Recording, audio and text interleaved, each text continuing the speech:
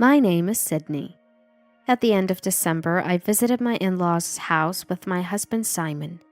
I handed a gift to my mother-in-law Marissa, who welcomed us, saying, "Thank you everything for this year, Marissa." "Oh, you brought another wonderful gift this year," she replied. "Yes, it's a recommended gift set from the factory I work at. I'm sorry it's not wrapped." "That's all right, it's the thought that counts." Marissa opened the box with a smile. Her eyes sparkled as she looked inside. "All sorts of fish cakes. Tamago sushi, there's so much in here. And it's all perfect for Christmas. That's really helpful," she said. "It's just a small token of my gratitude for all you do." "Thank you so much. Please come inside." "All right, we're coming in," I said cheerfully and entered the in-laws' house. And there, Simon said something to me. "Even so, you really get along well with Mom, don't you?" "Do I? I think it's pretty normal." "Not at all. Many of my colleagues struggle with choosing between their wives and mother-in-law during Christmas." "Oh, really?" I said, surprised. "Yeah, I consider myself very fortunate in that regard. Plus, you even buy gifts from your workplace." "I do get an employee discount after all." "That's perfect. Mom is always happy with them." Simon said that and then headed into the back room. Indeed, my relationship with Marissa was going well. However, I never imagined it would be this good initially. That's because my first impression with my parents-in-law was terrible. The first time I met them was when we went to announce our marriage. "It's nice to meet you, I'm Sydney, and I'm in a relationship with Simon," I said nervously. To my tense greeting, Simon's father, Stephen, asked, "What do you do for work, Sydney?" "I work in a factory that makes fish cakes and similar products." "Factory work?" Stephen's face became stern.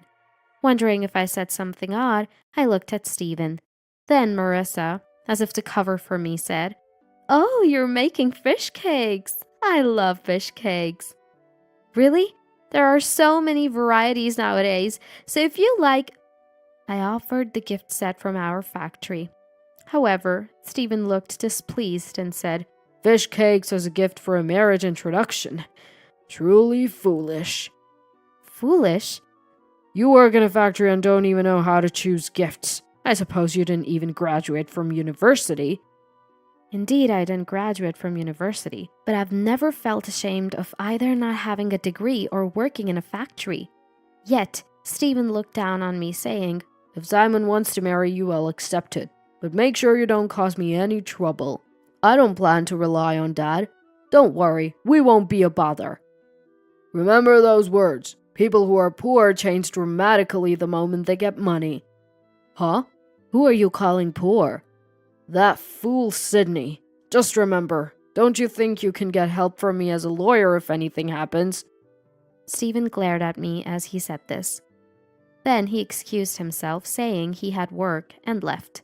I felt increasingly awkward. I should probably go." Unable to bear the awkwardness, I was about to flee from the scene.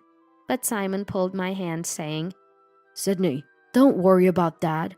Let's have a meal before we go." "Yes, Sydney, since you've come, please stay a while."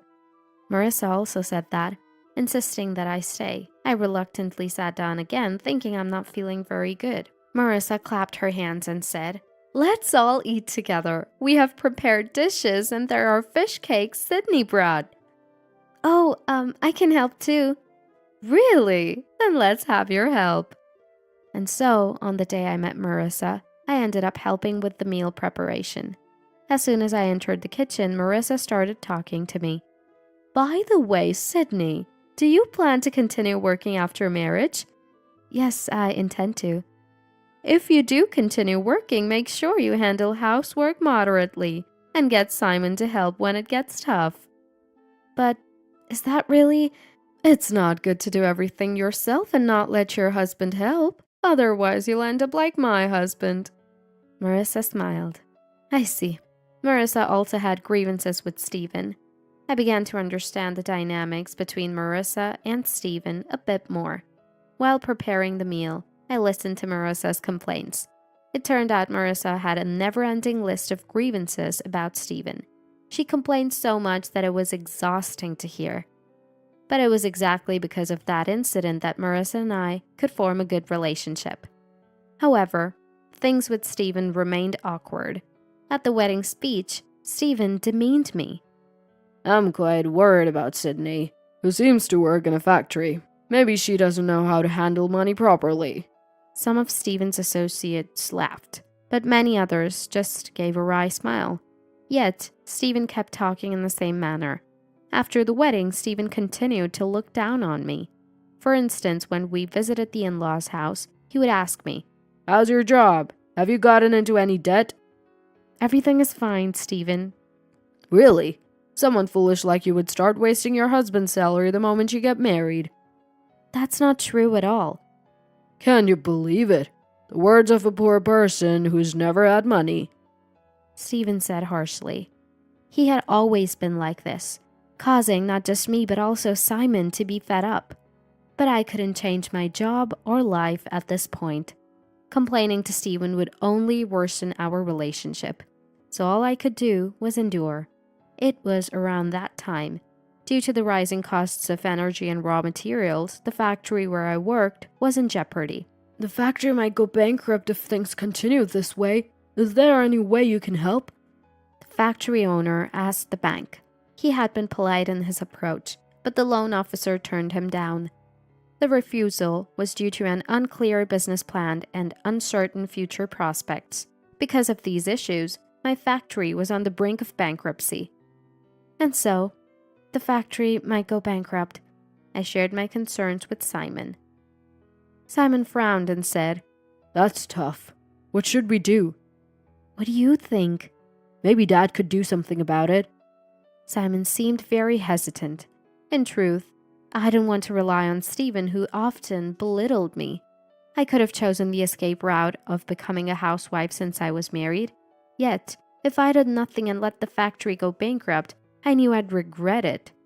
After much thought, I decided to approach Steven politely. Steven, please help Gabriel. Only asking for help when you're in trouble, huh? How convenient. Steven scoffed, looking away. Then Simon, standing next to me, also politely addressed Steven. If Sydney's factory goes bankrupt, we'll have to live on my salary alone.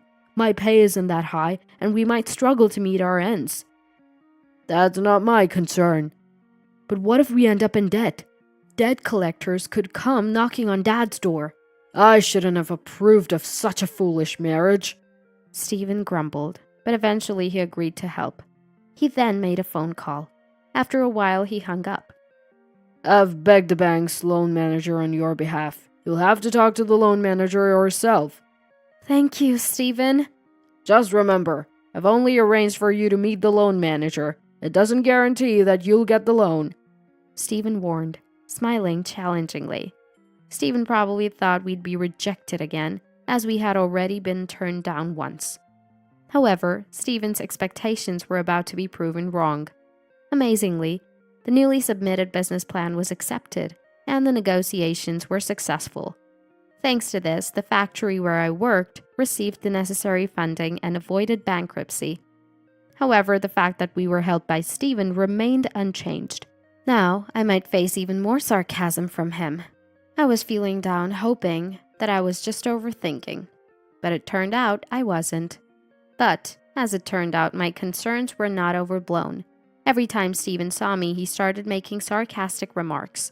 Even during Christmas, at the family's memorial service, Steven found a way to belittle me. What? You're here too? Don't you have factory work to do? He asked. Oh, yes, I took the day off for the memorial service, I replied. Can you take time off? Isn't the factory always running? He prodded. No, my factory operates from morning till evening. What a bore. With such a low salary, you should be working harder. And it went something like that. This made visits to the in-laws' house increasingly troublesome for me. Just the thought of seeing Steven again made me feel uneasy. However, I do like Marissa and wanted to see her at least once a year. Plus, there's the tradition of Simon's relatives gathering at Christmas. Torn, my desire to greet Marissa and help her with her annual event outweighed my apprehensions, and so I decided to visit again this year. It's just a few days of patience. As I muttered, Marissa's voice came from behind. Is something troubling you? Oh no, it's nothing. Are you worried about him? He'll always speak ill of Sydney. Marissa was referring to Stephen. She was being considerate, making sure our conversation could be overheard without issue. It's okay, I came because I wanted to see Marissa again this year. That's so nice to hear. Come on, Marissa, let's get ready for Christmas. We'll have a lot of people visiting again this year. Right, we can't serve embarrassing dishes for our Christmas tradition. Yes, I'll help too. Really? Are you sure? I've prepared well this year. Then maybe you can make a few dishes this year. So, I started cooking with Marissa. Many relatives would gather for Christmas in a few days. It's an annual event, but preparing with Marissa is quite a task. However, I couldn't help but admire her because, before I married Simon, Marissa used to prepare everything alone. I've studied various recipes, so I think I can handle any Christmas dish. I'll do my best to make it easier for Marissa. Oh, that's reassuring. Then, could you please take care of this? Yes. As we were preparing the Christmas meal, suddenly Stephen entered the kitchen. Looking around the kitchen, Stephen asked, Hey, isn't there anything to eat? Oh, are you hungry? Marissa asked Stephen. Stephen, annoyed, replied, I'm just looking for some appetizers. I see. Sydney, could you bring out the carpaccio from the fridge? Marissa pointed to the refrigerator while looking at me. Understood. As I opened the fridge, Stephen, with a nasty smile, said, What? You're cooking too? Yes, I'm helping Marissa. Are you really helping? Let me see, what are you making? Stephen looked at what I had been preparing. Seeing the vegetables on the cutting board, Stephen said, What's this? It's all messy, isn't it? I'm sorry, I can't do it as well as Marissa. I didn't expect much from the start, but you're really bad at this. I don't think of myself as a good cook. That's why I've spent a lot of time studying cooking this year, and I've been learning from Marissa as well. Despite doing nothing himself, he constantly criticizes others. As I thought about all this, I handed the carpaccio I had taken out of the fridge to Stephen. Meanwhile, Stephen sighed. Can't even cook. Are you really okay? You're not just getting in the way, are you? I'm fine, probably. Well, I guess a fool can only make fish cakes in the factory. It's good that you're at least working. Stephen laughed crudely and left the kitchen. I clenched my back teeth in frustration. Then Marissa, standing beside me, said, Don't mind him. Let's make a delicious meal and show him. Yes. I nodded emphatically and began cooking again. After finishing the Christmas meal preparations, we started getting ready for dinner. The busy time of Christmas passed. The Christmas Eve was relaxed, but Christmas Day was incredibly busy from the morning. Marissa and I were busy as relatives began to arrive. Merry Christmas! Thanks for having us again this year. As they said this, the relatives entered the living room. Marissa asked me to serve coffee and prepare wine.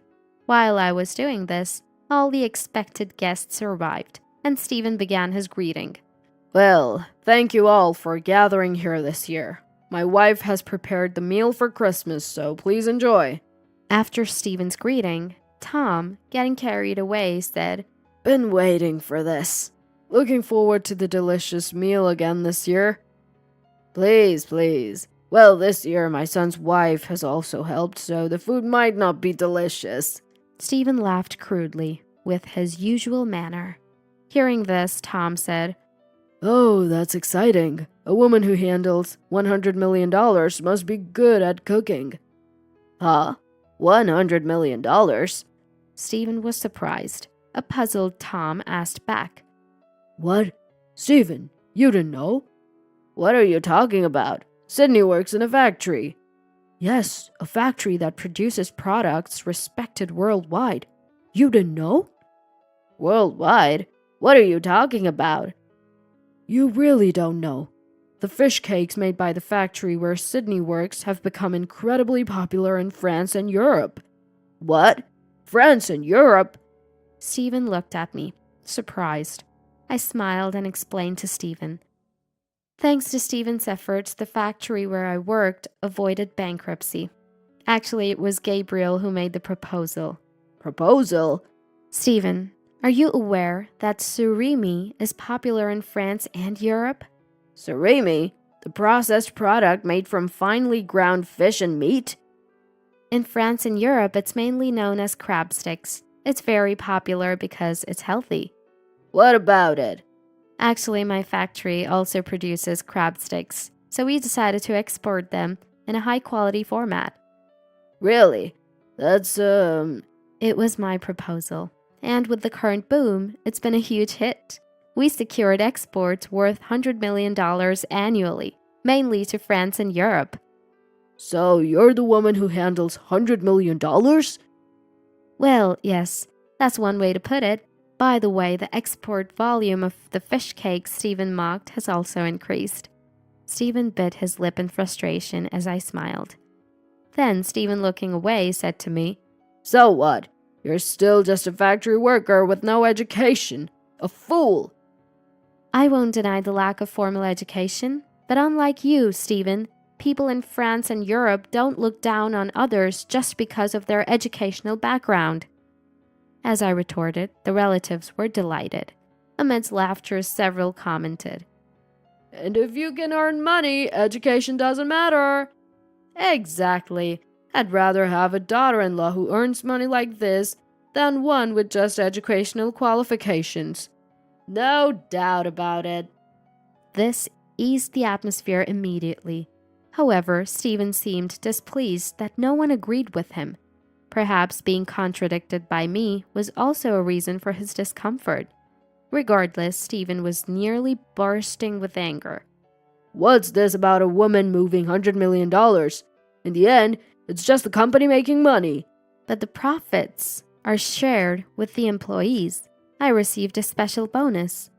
As I countered, Stephen pointed at me. That's just a part of it. It's nothing compared to a lawyer who earns tens of millions of dollars a year. I see.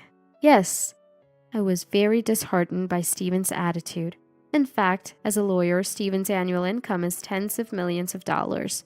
Even though the factory where I work is profitable, my salary doesn't come close to his. Even with the bonus, there's a big difference in our annual income. Stephen's attitude is irritating, but when it comes to comparing salaries, I can't argue back. It was just when I had these thoughts. Just as I thought this, Tom slammed his glass onto the table and said, I've been quietly listening, but you've been saying whatever you want, belittling people. It is the truth. Stephen laughed triumphantly. However, Tom stood his ground. Sure, Stephen may earn a lot of money, but is it really earned through honest work? What are you trying to say? Stephen, you're being sued by a client, aren't you? I know about it.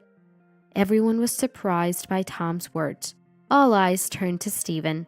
Meanwhile, Stephen was panicking, clearly flustered. What are you talking about? Disciplinary actions, was it? Something like that happening to you, right? I don't know. I don't know anything about that.